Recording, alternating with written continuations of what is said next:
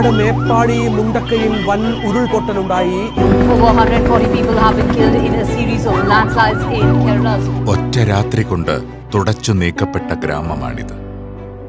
ഉരുൾപൊട്ടലിന്റെ ആഘാതത്തിൽ സകലതും മണ്ണിനടിയിലായ വയനാട്ടിലെ മുണ്ടക്കൈ. വെള്ളത്തിൽ പോയി, ഞങ്ങൾക്ക് ജീവിക്കാനില്ല, ജീവിതവുമില്ല. വിട്ടൊഴിയാത്ത ദുരന്തങ്ങളുടെ പേമാരിയുമായാണ് കേരളത്തിൽ ഓരോ മഴക്കാലവും വന്നു പോകുന്നത്.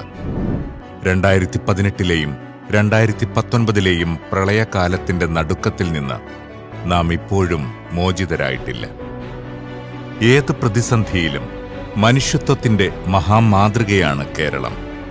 രാഷ്ട്രീയമോ മതമോ നോക്കാതെ നാം ഒറ്റക്കെട്ടായി വെല്ലുവിളികളെ അതിജീവിക്കുന്നു.